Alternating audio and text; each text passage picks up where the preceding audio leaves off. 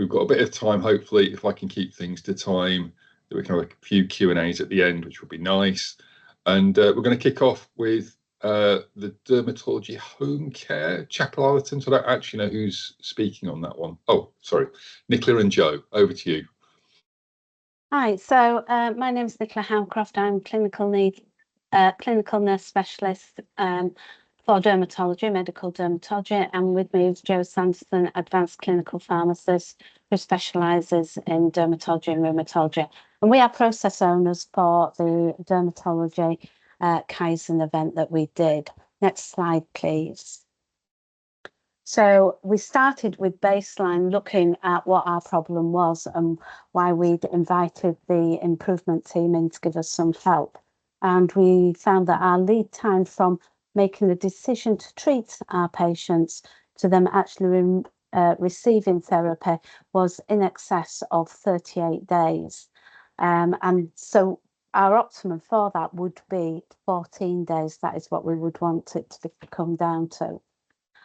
We also looked at the follow-up backlog, because as our cohort of patients increases, we don't get any more clinical capacity or resource to review those patients. So we needed to look at how we were going to address our backlog of patients. And at baseline, that currently stood at 1,109, and we wanted that to go down to 0, because everybody should be reviewed in a timely manner. The sustainability, so that's looking at waste of what we've got within our service, such as wasted appointments, and how we utilise the resources that we've got to do face-to-face appointments or actually telephone review. Next slide, please. So our action was to engage in this 2.5-day Kaizen event, and we currently identified 4 main PDSAs.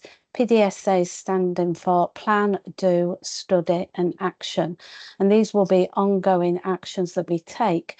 There were more than 4 that I identified, and they remain sitting in our car park, because once you get going and looking at how you can do service improvement collectively, it becomes very fluid and you see lots of things that you can improve upon. We looked at education and information, sharing this with the patients and how we go about that to use the intranet so that we're not duplicating the information giving process. And the greatest asset for me was that we would be able to identify a new physical office space where my team would be able to work collaboratively and provide more capacity in terms of telephone reviews rather than using a clinical environment for face-to-face. We wanted to look at PPM referral forms to enable us to communicate between consultant nurse team more effectively and make it a more streamlined process. And we also identified that actually our admin person was greatly overworked and overwhelmed with the amount of work. And we as CNSs were actually undertaking an awful lot of tasks that were admin related. So therefore, by getting some support for our admin person, that would free us up and actually be more cost effective. Now over to Joe. Next slide. Hi. Thank you, Nicola. Yeah, so after 30 days, have we shown any improvement? So our lead time remains above target, but we've shown a slight improvement from 38 days to 35 days. And we expect this largely to be due to the fact that patients were already in the pathway prior to the KPO. So the data we've got is patients who were already in this process. So we're hoping and expecting to see a great improvement in the lead time, so how long they're waiting for their appointment, by day 60. We've seen a slight improvement in the number of patients waiting for follow-up backlog. Again, it's not to the target, but it is moving in the right direction. We do also think one of the factors there is that Nicola's team have only been in their new office for about a week, I think. So obviously they've not had as many opportunities for telephone appointments yet. So hopefully as they get settled in their new office, we'll be able to start tackling that backlog. And there's not been any change as of yet in the sustainability, but hopefully it'll improve again with the nurses getting through the telephone backlog, and as we continue to explore some of the ideas, especially in the car park, around using IT and the software that's available. Next slide, please. So what are our next steps and what would we do differently? So the group all felt that it would have been really valuable as part of the KPO to have somebody from the IT department with us. It would have allowed us to better understand what software and technologies are already available in the trust and any barriers that might have presented us from accessing the services quickly. It would have also helped with IT sign-off for equipment for Nicola's new CNS office, to give her the resources so that she can tackle those backlogs without delays with the current systems. We also found it was really valuable to have us all working together with one shared goal. It's really helped. We've got really strong relationships. Not that we didn't before, but I feel like they've really improved since we had the KPO. And our next steps are just to continue to work through our current PDSAs and tackle things that are in the car park. If we can't do the big bits of work in the car park, it's the smaller ideas that we've got that we can keep exploring to try and improve the service for both the staff and the patients. Right. Thank you very much. End of my presentation. That's brilliant. Thank you very much. I'm going to move on to the other presentations and we'll come back and do questions at the end so we don't kind of just run out of time and squeeze at the end. But thank you very much for that. So I can't see who this is. Sorry. Jesse Ratio. Oh, is it Jesse? Yes. Are you there? Where are you?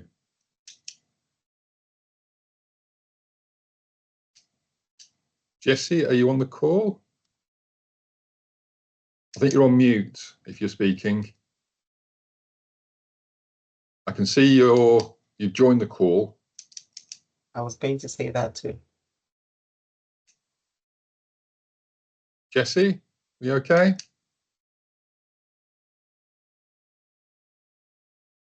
Do you want us to go to the next? Oh yeah, I think I got my mic on now. Oh, Oh, sorry. okay, there we go. Lovely. Yeah, that saved the day. All right. Hi, I'm Jesse from Interventional Radiology, and our project is about optimizing nitrile glove arrangement. And we are aiming to improve the staff satisfaction rating with our nitrile glove arrangement from 3 to 5. So the problem is that the IR staff actually works in both sites, in St. James's and LGI, but we have a different arrangement of our nitrile gloves, causing confusion to our staff. So that's why we have sent out a staff satisfaction survey. It was 3 as a baseline. And the next aim is to reduce the time staff spend locating the correct nitrile glove size by introducing bold labeling or color-coded indicators. And we also aim to achieve 10% reduction in overall nitrile glove usage per year by minimizing errors and the waste associated with glove size selection. So as I've told you, we did a survey wherein 3 out of 4 members of our staff have reported confusion because of the arrangement that we have in both sides. And 53% of the staff agrees that the current arrangement increases the risk of cross-contamination because of confusion around our size selection. So only 3 out of 15 glove holders were labeled. And 11 glove holders that we have, again, in both sides, are horizontal and 4 are vertical. So if you can imagine the confusion between all those glove holders, and it affects our work efficiency too in theaters. So the project aims to reduce waste, cross-contamination risk, and procurement cost, which aligns to the sustainability and financial commitments of the trust. Well, we took the stock report analysis from 2024 to 2025, and approximately in St. James's we use 14 glove boxes per month, and we have the number for that. We did a staff consultation utilizing online survey questionnaires, including their suggestions, and the results of the survey were disseminated across all the IR departments. We have done the PDSA cycle, and we have discuss the advantages and disadvantages of each glove arrangement proposals. As you would know, we have different heights, we have different stature for our staff, so we need to take it into consideration also. Baseline annual and monthly nitrile gloves usage and stock information was also gathered. Standardized glove arrangement system with bold and easily readable labeling of glove holders has been implemented as agreed upon by the staff. and laminated labels were used to comply with infection control guidelines. We did direct observations to 21 members of the staff and the time they spend locating the correct nitrile glove sizes, and we have it all recorded. Now in IR, and again in both hospitals, our arrangement is from left to right and bottom to top. And with that, we did our staff satisfaction survey at the end of the implementation. Well, the advantages of this is the usual reading direction of most Western cultures is from left to right, and the bottom to top arrangement is advantageous for the smaller statured or female staff. Now, staff can locate glove sizes faster since the layout is arranged consistently and logically, and it also allows rapid visual scanning and muscle memory for them. Now, after the implementation, average staff satisfaction rating increased from 3.05 to 4.76 out of 5. And 94% members of IR staff noticed a reduction on cross-contamination risk, such as touching multiple gloves. It reduced the confusion that our arrangement has before. So there has been a 40% reduction of time. So from 18 seconds to 10.6 seconds, that the time spent of the staff locating the correct nitrile glove size. We have done an analysis of our stock from April to June this year. And the glove boxes that we use has been reduced from 14 to 12 glove boxes per month. The good thing that has happened is that IR nursing quality improvement team has been established, and staff has been engaged in planning and implementation process to ensure the system meets practical needs and gain widespread acceptance. We have also monitored. The good thing is that we are now tracking our nitrile glove usage, such as the use of the XL nitrile gloves. So we have seen before that our XL nitrile gloves are always getting out of date because we only have 3 spaces for the glove holders, and we don't have a space for XL. And as such, only a few number of staff uses XL. So we have highlighted this to the material management and store department due to its minimal use. With the things we could do differently next time.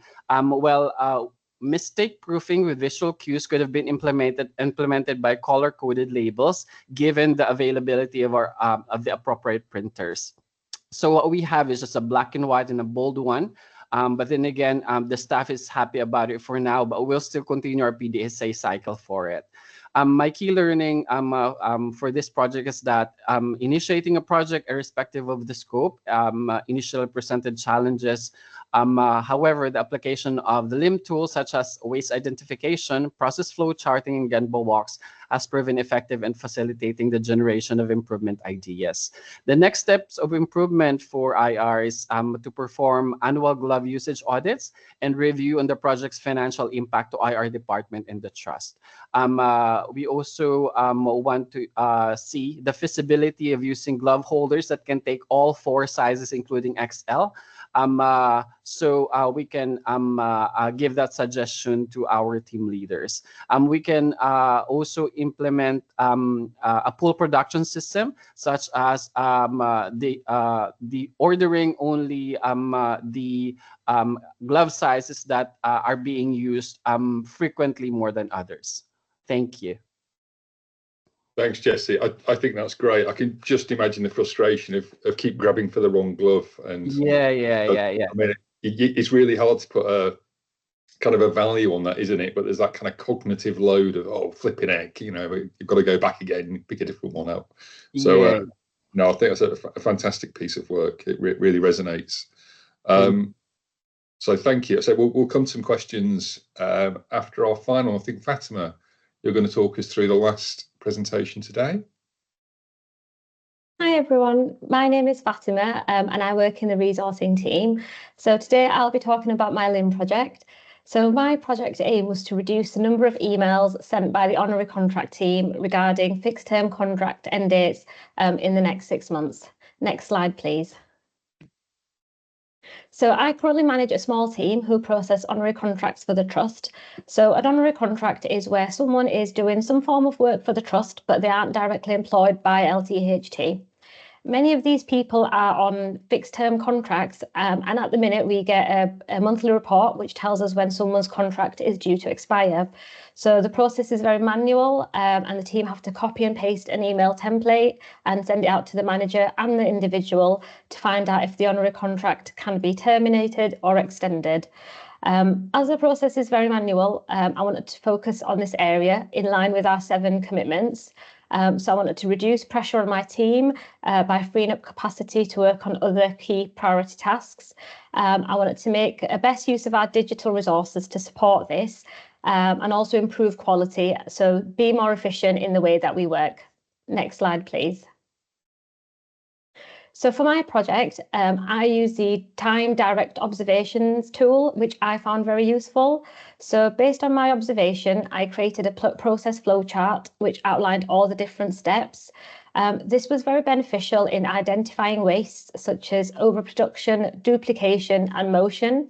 My basic metric showed that in processing a report of 20 people, the process took approximately 43 minutes to complete. I collaborated with colleagues in the workforce intelligence team, and the solution was to trial using the Power Automate tool to streamline and automate the process. So Power Automate uses a mail merge to populate the data in the email template, and it sends the email automatically via Outlook at the click of a button. Next slide, please. I also did a stakeholder analysis so I could see who I needed to consider to make this change effective by removing barriers and reducing resilience to the change. As such, I involved my team in the testing and I asked for their feedback. I also did demos to show how Power Automate would work. So for me, getting my team involved was really crucial to ensuring successful implementation of this process. Next slide, please. So as part of the testing, we saw that the processing time was reduced from around 43 minutes per report to 1 minute per report, which is a fantastic achievement. So this shows a more efficient and streamlined way of working. We removed over-processing, duplication, and we also created capacity to focus on other priority tasks. Next slide, please. I enjoyed collaborating with other colleagues in workforce intelligence, and we are looking at other areas where potentially we could use Power Automate to make further efficiencies. I felt getting my team involved empowered them to give their feedback and for them to speak up, and it made them feel included in implementing this change. In terms of challenges, we temporarily lost IT access to Power Automate for a couple of months, so the team lost some confidence in the process, and we did lose some momentum in rolling out the change. Next slide, please. IT access is now restored, so we need to look at rolling it out in the team and making sure it's embedded. So the current challenge that we have is that we are very busy, so it's balancing rolling out a change that will help them versus other key priorities that we have. And again, like I mentioned earlier, working with colleagues to see if we can use Power Automate to make efficiencies elsewhere. And that concludes my presentation. Thank you. Thanks, Fatima. Do you want to just explain to people what Power Automate is? Yeah, I'm thinking it might be easier to do a screen share if possible, if I can get access. But the way we use Power Automate is that we had a report on our SharePoint. So the best way probably to describe it would be a process flow. Paul, correct me if I'm wrong. And it essentially reads the data that's in the reports. Our report contained things like the name of the honorary contract holder, the start and end date. So all this information we were manually copying and pasting, putting into this email. So Power Automate was essentially reading the data from this report, populating it into this into an Outlook email, and you literally press play and it reads all the data in the report, and it sends emails out automatically rather than us copying and pasting. Brilliant. Yeah, so and people will have heard about the RPA, the robots that we have. So Power Automate is a similar sort of automation tool.